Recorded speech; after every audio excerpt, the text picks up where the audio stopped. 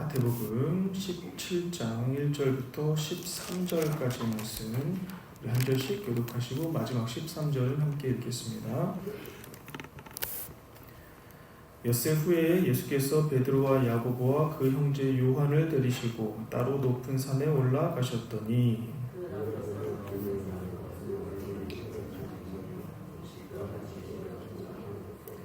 그때 모세와 엘리야가 예수와 더불어 말하는 것이 그들에게 보이거늘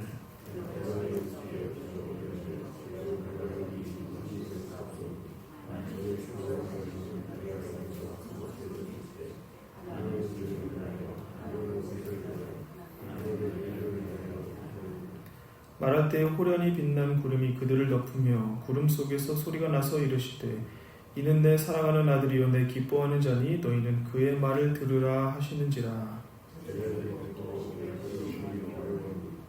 예수께서 나와 그들에게 손을 대시며 이르시되 일어나라 두려워하지 말라 하시니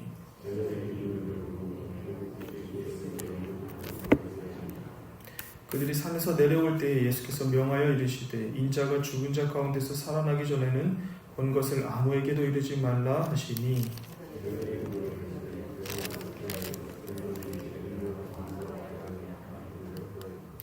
예수께서 대답하여 이르시되 엘리야가 과연 먼저 와서 이 모든 일을 회복하리라.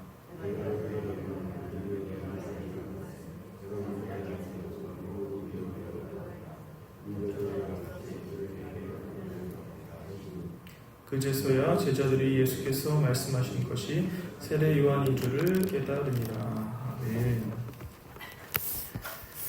예수님께서 고난과 죽음을 예고하신 지 한 6일 정도 지난 후에 베드로와 야고보, 요한을 데리시고 높은 산에 오르셨습니다. 그곳에서 제자들은 주님의 용모가 해같이 빛나며 옷이 빛과 같이 휘어지는 초자연적인 변화를 목격하는데요. 이것은 단순히 시각적인 어떤 경이 차원이 아니라 장차 임할 하나님의 나라의 영광과 또 예수 그리스도의 존재의 본질을 미리 보여주신 사건입니다. 우리도 때로 이런 영광스러운 체험을 갈망합니다.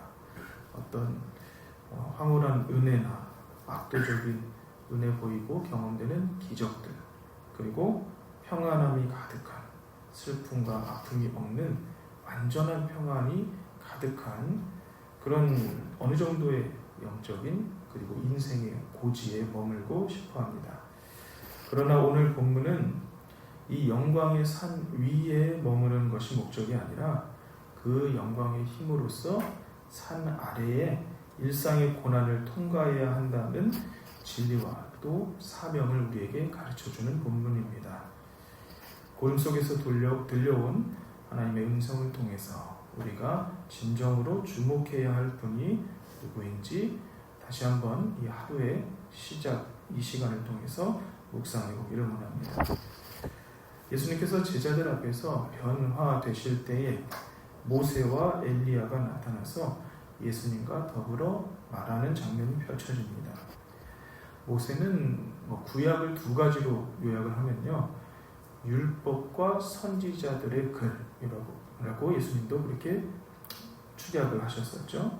그래서 모세는 율법의 대표자로서, 그리고 엘리야는 예언자, 선지자의 대표자로서 여기 예수님과 함께 있는 것으로 보입니다. 그러면 지금 예수님은 구약의 전체와 지금 함께 계신 것이고, 또 구약의 모든 말씀과 약속이 결국에는 이 예수 그리스도 한 분을 가리키고 있다 하는 것을 우리에게 보여주시고자 상징으로서 우리에게 알려주고 계십니다. 누가복음에 가보면은 누가는 이 일에 대해서 그 세 분이 나눈 이야기를 예수께서 장차 별세하실 것에 대해서 나눴다 말하는데요. 이 별세라는 단어가 구약에서 신약으로 옮겨올 때 그 번역한 단어를 보면은 엑소더스, 출애굽이라는 단어를 신약의 말로 헬라어로 옮긴 것을 볼 수 있습니다. 그러면 구약의 대표자들이 나와서 예수님이 어떤 분이시고 어떤 일을 하실 것인지를 지금 이야기를 나누는 것인데, 구약에서 전체의 메시지가 무엇이냐면요, 예수님께서 새로운 출애굽을 어떻게 행하실지에 대해서 여기 이야기를 나누었다 하는 것을 알 수 있습니다.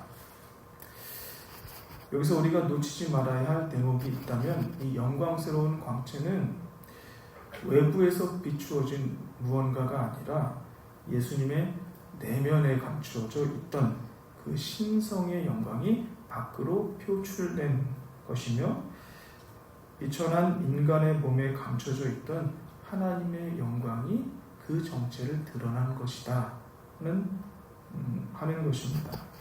지금껏 보지 못했던 주님의 실체를 목격한 제자들은 그 영광에 압도당하여서 어찌할 바를 모르고, 여기 베드로를 보시면은 횡설수설하면서 그곳이 최상의 곳, 더할 나위 없이 좋은 곳이라고 인식했던 것을 우리는 발견하게 됩니다.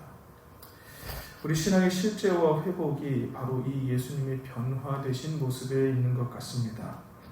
내가 믿는 주 예수님이 누구신지, 그분의 존재와 그분이 지니신 영광의 무게를 실감할 때에 비로소 우리는 우리 눈에 보이는, 우리가 살아가고 있는 세상의 많은 풍파와 고난들이 작아 보이기 시작하는 것 같습니다.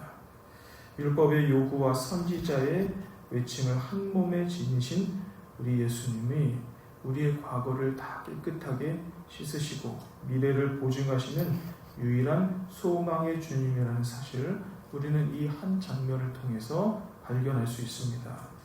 이 주님을 굳게 믿고 나아가심으로써 하나님 허락하신 오늘을 영광스러운 현재적인 살아있는 신앙으로 승리하시기를 우리 주 예수님의 이름으로 축원합니다.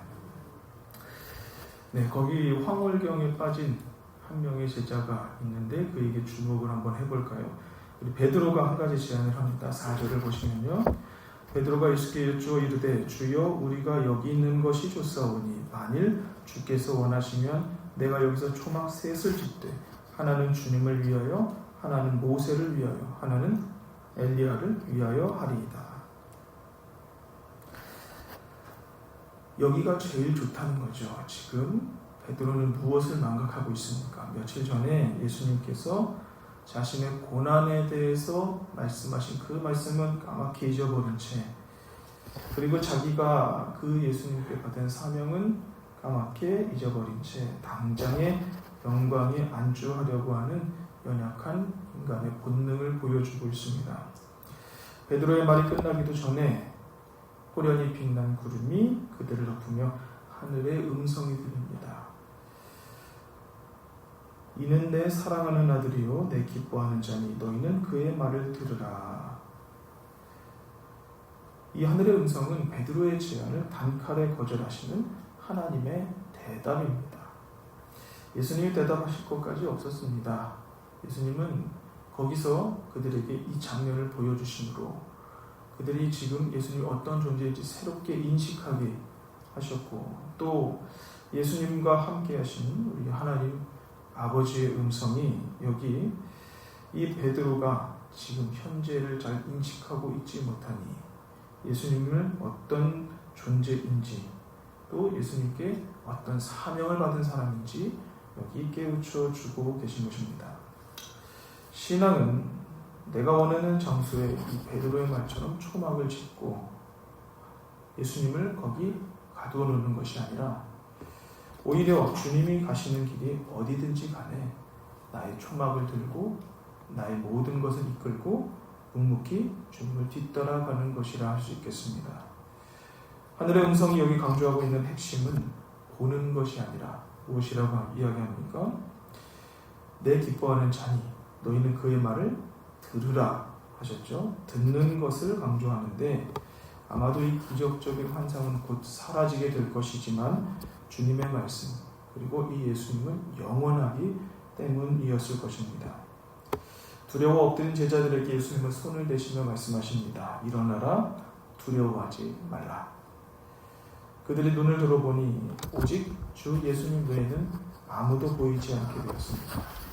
이것이 제자의 삶, 성도의 삶을 단편적으로 잘 보여주지 않나 싶습니다. 모세도 가고 엘리야도 가고 화려한 환상이나 경험했던 황홀경의 체험도 사라지지만 끝까지 우리 곁에 남아 우리를 일으키시는 분이 있으니 오직 우리 주 예수 그리스도뿐이라는 사실입니다. 그러므로 어떠한 영적인 체험, 눈에 보이는 기적 그런 것들을 사모하기보다 날마다 우리 곁에 늘 성령으로 함께 하시는 우리 주 예수님의 음성에 귀를 기울이시는 진정한 청종하는 신앙이 저와 여러분들의 오늘 하루의 삶 가운데 충만하시기를 소망합니다. 산에서 내려올 때 예수님께서는 인자가 죽은 자 가운데서 살아나기 전에는 본 것을 아무에게도 이르지 말라 엄히 경계하셨습니다. 오해할 소지가 있었기 때문이고 또 주님의 때가 아직 이르지 않았기 때문에 그런 것이겠죠. 제자들은 그런 주님에게 어찌하여 서기관들이 엘리야가 먼저 와야 한다 그렇게 말하냐고 물었습니다. 주님이 뭐라고 말씀하십니까? 11절과 12절 보시면요. 엘리야가 과연 먼저 와서 모든 일을 회복하리라. 그들이 말하는 것은 맞다 하신 거죠. 그런데 그들이 틀린 것이 무엇입니까? 엘리야가 이미 왔을 때 알지 못하고 임의로 대우하였지 않느냐 하는 것입니다. 그런 것처럼 엘리야가 이미 왔는데도 알아보지 못하고 임의로 대접했으니 함부로 대했으니 인자이신 예수님도 그의 예비한 길을 따라서 오실 그분도 사람들은 당연히 오해하고 그처럼 임의로 대접하고 고난을 받게 할 것이다 하는 말씀입니다. 그제서야 제자들은 주님이 말씀하신 엘리야가 세례 요한임을 깨닫게 되었다 하고 마태는 우리에게 가르쳐 줍니다. 세례 요한이 주님의 길을 예비하며 고난의 선구자가 되었듯이 지금 예수님은 이 말씀을 하심으로써 자신이 분명 하나님의 영광의 본체이시지만 십자가라는 가장 비참한 길을 통과해 가고 누구도 알아보지 못하고 누구도 인식하지 못하고 누구도 끝까지 믿고 붙들지 못하는 그런 주님이 되셔야 하는 것을 여기 말씀하고 계신 것입니다. 오늘 변화산 사건의 이 영광스러운 목적은 제자들을 그 산 위에 안주하게 하려는 것이 아니라 앞으로 겪게 될 지금 주님 말씀하신 것처럼 십자가의 고난을 견뎌낼 수 있는 일종의 예방주사를 놓아주시기 위함인 것 같습니다. 부활의 영광을 미리 본 사람만이 죄와 사망의 골짜기, 현실의 많은 막막한 수많은 벽들을 통과할 수 있는 용기를 얻을 수 있기 때문입니다.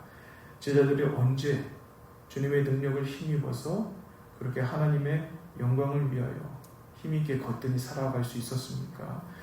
주님이 살아계셔서 그 옆에 있었을 때는 주님을 오해하기도 하고 또 자신들의 인생이 다른 사람보다 더 커지기 위해서 그렇게 세상 기준과 가치를 따라서 살아가기도 하였습니다. 그렇지만 그들이 부활하신 주님을 만났을 때에 그때 그들 자신의 전 인생을 다 하나님의 영광을 위하여 목숨까지도 내어놓고 주님의 복음을 전하고 그 복음을 따라 살아가고자 하였습니다.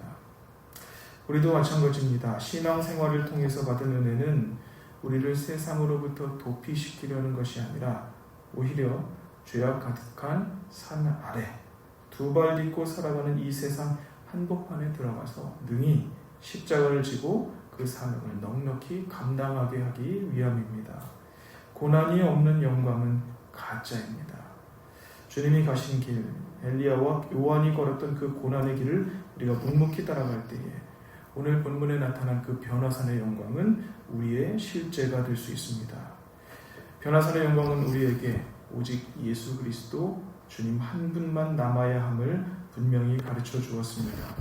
모세와 같은 율법의 성취도, 엘리야와 같은 뜨거운 말씀을 선포하는 열정도 중요하겠지만 우리를 끝까지 붙드시는 분은 부활의 영광을 품고 십자가로 걸어가시고 계신 우리 주 예수 그리스도 한 분뿐입니다. 처한 현실이 산 아래의 척박한 광야와 같을지라도 낙심하지 마시기를 바랍니다. 우리에게는 이미 산 위에서 확인한 확실한 영광의 약속이 우리에게 예비되어 있습니다. 또 우리가 그것을 누리고 있습니다. 그 하늘의 음성을 기억하시면서 오늘 하루도 우리 곁에 계신 주 예수님과 성령의 인도하심을 따라 묵묵히 하나님을 앞가신 귀한 제자와 사명의 길을 걸어가시는 저와 우리 지체들 되시기를 간절히 축원합니다. 거룩하시고 자비로우신 하나님 아버지, 허락하신 귀한 하루를 영광스러운 하나님의 나라를 바라보며 열어가게 하시니 참으로 감사드립니다. 이 세상의 가치와 일상의 문제들에 눌려서 정작 우리 곁에 계신 하나님의 아들 우리 주 예수님을 보지 못했던 어리석은 모습들 모두 다 용서하여 주옵소서. 초막을 여기에 짓고 안주하려는 이기적인 욕망이 있다면, 세상의 가치와 세상의 시각들이 충만하여져 있다면 다 내려놓고 버리게 하여 주시고, 구름 속에서 들려온 음성처럼 오직 하나님의 말씀에만 귀를 기울이며 살아가게 하여 주시옵소서. 그리하여 오늘 변화산에서 보여주신 주님의 영광을 보고 산 위에서 얻은 은혜를 가지고 우리에게 맡기신 산 아래의 고난을 넉넉히 이기며 오직 우리 주님 한 분만으로 충만한 삶을 살아갈 수 있도록 은혜를 베풀어 주시옵소서. 우리 구주 예수 그리스도의 이름으로 감사하며 기도드립니다. 아멘.